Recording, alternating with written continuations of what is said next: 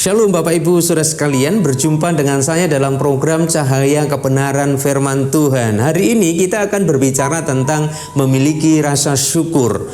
Nah, saudara dikasih Tuhan, setiap kita pasti menghadapi persoalan-persoalan kehidupan. Baik di dalam rumah tangga, baik dalam pekerjaan, pelayanan, pendidikan, di dalam organisasi dan lain sebagainya. Gesekan-gesekan itu senantiasa itu ada dalam hidup kita. Tidak akan pernah ada dalam hidup ini, tidak pernah ada persoalan. Pasti ada persoalan Bapak Ibu Saudara sekalian. Tetapi dalam Efesus 5 ayat 20 mengatakan bahwa ucaplah syukur senantiasa atas segala sesuatu dalam nama Tuhan kita Yesus Kristus kepada Allah dan Bapa kita. Sebenarnya kita hari ini bisa mengerti apa yang Rasul Paulus katakan kepada jemaat di Efesus, bahwa ucaplah syukur senantiasa atas segala sesuatu. Berarti apa yang terjadi hari ini, entah itu wabah, entah itu dalam kehidupan pribadi, lepas pribadi, tapi hari ini kita dituntut untuk mengucap syukur supaya kita menjadi anak-anak terang, menjadi anak-anak Allah yang bisa menjadi contoh bagi orang lain.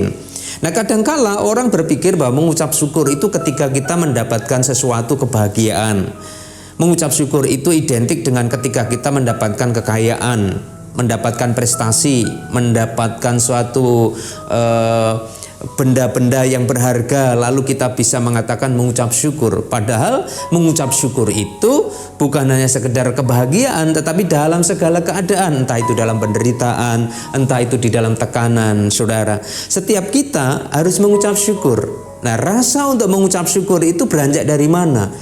Beranjak daripada Tuhan Yesus itu sendiri, di mana Tuhan Yesus sudah mengaruniakan kepada kita kekuatan, kesehatan. Allah memberikan kita perlindungan, menyertai setiap langkah-langkah kehidupan kita di dalam rumah tangga dan di dalam pekerjaan. Mungkin di antara Bapak Ibu Saudara sekalian hari-hari ini mungkin ada persoalan rumah tangga dengan suami, dengan istri, mungkin cekcok dan lain sebagainya, tidak sepaham, dan mungkin juga ada hal-hal yang lain. Atau mungkin juga Bapak Ibu Saudara sekalian juga mempunyai suatu persoalan dengan teman-teman sekerja, sepelayanan, dalam pendidikan dan lain sebagainya, saudara.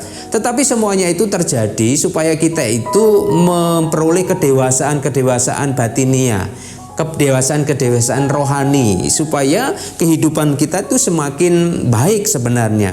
Tetapi kalau kita menghadapi persoalan-persoalan yang kita hadapi itu secara negatif, maka itu juga akan berpengaruh terhadap kehidupan kita. Seharusnya ketika kita menghadapi persoalan-persoalan yang terjadi atas kehidupan kita, pasti seizin Tuhan. Pasti Tuhan izinkan itu terjadi atas kehidupan kita. Supaya apa, saudara? Mungkin supaya kita dewasa, supaya kita juga naik level, naik tingkatan. Bukan tingkatan secara ekonomi, tapi tingkatan kedewasaan roh, supaya setiap kita nanti juga bisa menjadi berkat bagi orang lain. Nah, Bapak Ibu Saudara sekalian, inilah yang sebenarnya pengikutan akan Kristus itu harus dibarengi dengan kehidupan ini. Maka kehidupan itu juga menjadi suatu titik tolak bagaimana apakah kita ini sebenarnya jujur mengasihi Tuhan atau tidak. Karena lewat kehidupan ini titik tolaknya, saudara. Maka ketika kita menghadapi persoalan, menghadapi apapun ya, di dalam rumah tangga pastinya pasti ada gesekan-gesekan dengan anak, dengan mertua. Mungkin kita juga punya ada gesekan, tetapi semuanya itu diizinkan Tuhan untuk supaya kita lebih bijaksana lagi. Bukan berpikir negatif terhadap orang lain atau terhadap orang yang membuat kita menderita. Mungkin orang itu dipakai Tuhan untuk supaya kita itu naik level, saudara. Maka kita harus berpikir positif, mengucap syukur sajalah. Memiliki rasa syukur itulah menjadi suatu penghiburan buat kita. Karena ucapan syukur ini secara psikologi kita, secara kebatinan kita juga merasakan enjoy, enak di dalam Tuhan.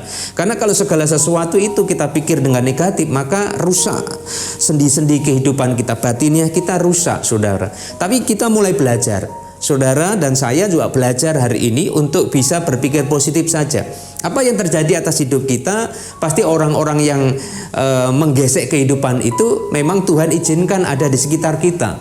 Tuhan izinkan ada di kehidupan kita.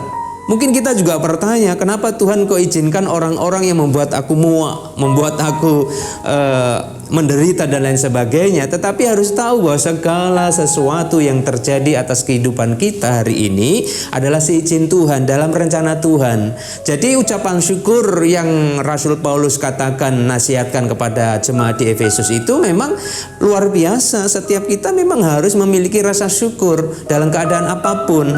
Karena apa?